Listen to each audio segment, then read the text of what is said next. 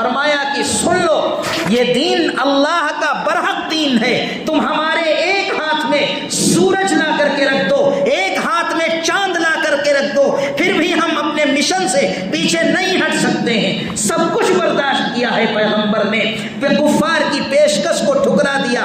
قرآن کریم کی سورت نازل ہو گئی، قل یا ایھا الکافرون لا اعبد ما تعبدون، اے پیغمبر آپ ان سے کہہ دیجئے کہ اے کافروں، جن کی تم پوجا کرتے ہو ہم ان کی پوجا نہیں کریں گے، جن کی ہم پوجا کرتے ہیں ان کی تم نہیں کرو گے، اور ہم یہ کبھی نہیں ہوگا کہ ہم معبودان باطلہ کے سامنے سر جھکا دیں، یہ کبھی نہیں ہو سکتا۔ فرمایا لکم دینکم ولی دین، تم اپنا دھندا کرو جا کر کے، تمہارے لیے ہمارا مذہب ہمارے لیے۔ دو ٹوک انداز میں قرآن کریم نے فیصلہ سنا دیا، سمجھوتا کسی بات کا نہیں کیا۔ آج ہم بات کرتے ہیں مصلحت کی کہ مصلحت ہر جگہ پر مصلحت، مذہب مصلحت کی بنیاد پر کیا ہم اپنے ضمیر کا سودا کر بیٹھے؟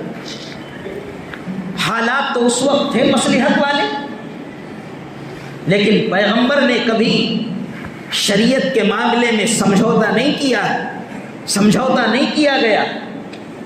یہ پیشکش کی گئی کہ چلو ایک سال تم ہمارے معبود کی پوجا کر لو اور ایک سال ہم تمہارے اللہ کی عبادت کریں گے۔ با مسلمان اللہ اللہ، با برہمن رام رام، کہ جب مسلمانوں کے ساتھ آئے تو اللہ اللہ کرنے لگے، برہمنوں کے ساتھ گئے تو رام رام کرنے لگے۔ یہ آدھا تیتر آدھا بٹیر اسلام کے اندر نہیں چلتا۔ ادخلوا فی السلم کافہ، اسلام میں مکمل طور پر پورے داخل ہو جاؤ، پورے طور پر داخل ہو جاؤ، معاملہ ادھورا نہیں، اللہ کو معاملہ ادھورا پسند نہیں۔ جب پیشکش ٹھکرا دی گئی، کفار مکہ جتنا چاہتے تھے ظلم کرنا چاہتے تھے کر سکتے تھے، اور کوئی انہوں نے شوشہ نہیں چھوڑا، کوئی کسر باقی نہیں رکھی۔ اور چونکہ اس وقت تک کمزور اور غریب مسلمان ہی ہوئے تھے، غریب لوگ ہی اسلام میں داخل ہوئے تھے، اللہ کے نبی علیہ السلام کے دامن سے وابستہ ہوئے تھے، جو کمزور طبقے کے لوگ تھے، تو کفار مکہ ان کو تپتی ہوئی زمین پر، ریتیلی زمین پر لٹاتے تھے اور اوپر سے بڑا پتھر رکھ دیتے تھے، چٹان رکھ دیتے تھے۔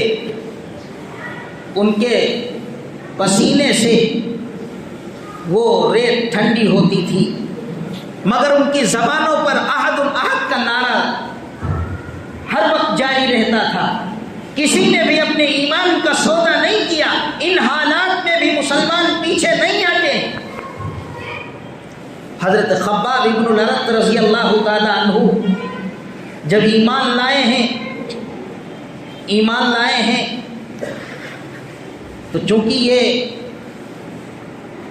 ایک عورت کے غلام تھے، حالانکہ اپنے گھر سے بڑے مضبوط تھے، بڑے مالدار رئیس گھرانے کے تھے، مگر بعض بچوں کی ادا ایک بہت خوبصورت ادا ہوتی ہے کہ کوئی بھی آدمی ان کی طرف ہاتھ پھیلائے فوراً اس کی گود میں چلے جاتے ہیں۔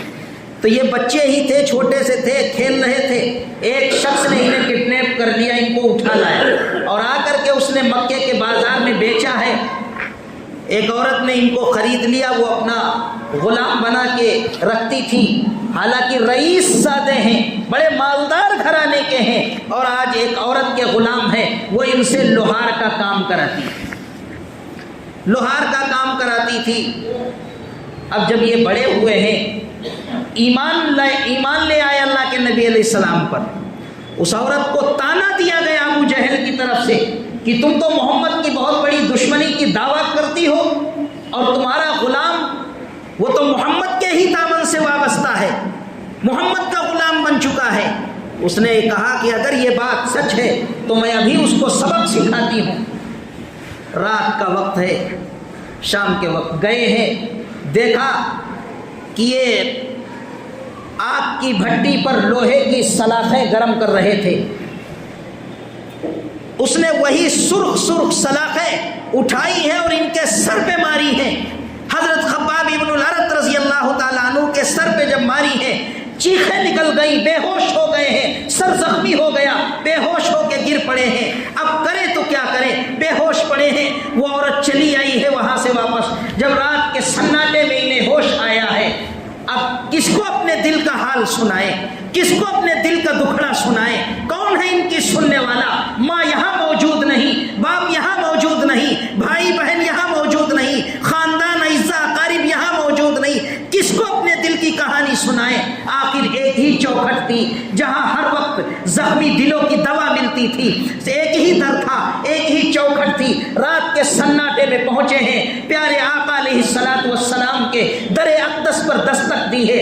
اللہ کے نبی علیہ الصلوۃ والسلام باہر آئے، دیکھا حضرت خباب ابن الارت ہیں۔ اللہ کے نبی علیہ السلام نے جب دیکھا کہ سر زخمی ہے، سر زخمی ہے، اور خباب ابن الارت رضی اللہ عنہ کی یہ حالت ہے، اللہ کے نبی سے دیکھا نہیں گیا، آقا کی چیخیں نکل گئیں۔ آقا علیہ السلام نے ہاتھ اٹھا دیے، فرمایا اللہم انصر الخباب، اللہم انصر الخباب، اللہم انصر الخباب، اے اللہ تو خباب کی مدد کر، اے اللہ خباب کی مدد کر، اے اللہ خباب کی مدد کر۔ 3 مرتبہ آپ نے یہ جملہ ارشاد فرمایا۔ اللہ کے نبی علیہ السلام کی دعا قبول ہوئی کہ جو زخم، جو تکلیف انہیں پہنچی تھی، اس کے ان کی مالکہ کے سر میں درد پیدا ہو گیا، سر میں درد پیدا ہو گیا، درد بڑھتا چلا گیا، بڑھتا چلا گیا۔ ایک سے ایک حکیموں نے علاج کیا، کسی کا علاج کارگر نہیں ہوا۔ آخر میں ایک ماہر حکیم نے یہ نسخہ تجویز کیا کہ ہمارے یہاں سر کے درد کا آخری علاج ہے کہ لوہے کی سلاخیں گرم کر کے سر پہ ماری جائیں، اگر زندگی ہے تو تمہاری قسمت، ورنہ تم سمجھو تمہارا کام سمجھو۔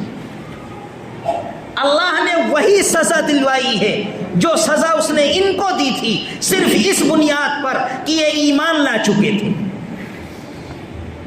اتنا سب کچھ جھیلنے کے بعد بھی حضرت خباب رضی اللہ تعالیٰ عنہ ذرہ برابر بھی پیچھے نہیں ہٹے، اپنا ضمیر نہیں بدلا، اپنے ضمیر کا سودا نہیں کیا۔ آج ہم لوگ ذرا ذرا سے بہانے تلاش کرتے ہیں کہ یار فلاں سے ہمارے تعلقات ہیں، ذرا ذرا سے تعلقات کی بنیاد پر اپنے ضمیر کا سودا کیا جا رہا، ذرا ذرا سے بہانوں پر، ذرا سے اگر سلام دعا بھی دور کی ہے تو ان کی رسومات میں بھی ہم شریک ہو رہے ہیں، اپنی شریعت کی کوئی پرواہ نہیں۔ مسلمانوں کچھ تو سوچو، کچھ تمہارا بھی تو حق ہے۔ حضرت خباب رضی اللہ تعالیٰ عنہ کو اس نے حکم دیا کہ جاؤ لوہے کی سلاخیں گرم کرو۔ لوہے کی سلاخیں گرم کیے اور گرم کر کے لائے ہیں، اس کے سر پہ ماری ہیں، تو جس طرح ان کی چیخیں نکلی تھی بے ہوش ہو کے گر گئے تھے، ایسے ہی اس کی بھی چیخیں نکلی ہیں، بے ہوش ہو کے گر گئی۔ اللہ نے وہی سزا دلوائی۔ کیا نہیں کیا گیا؟ حضرت بلال رضی اللہ تعالیٰ عنہ کے گلے میں رسی باندھ کر شہر کے اندر کنکریلی زمین پر گھسیٹا گیا، ریت پر لٹا دیے گئے۔ انتہا سے زیادہ سخت ترین گرمی کا موسم ہے، زمین شعلہ بار ہے، اوپر سے آسمان بھی آگ اگل رہا ہے، اور ان کو لٹا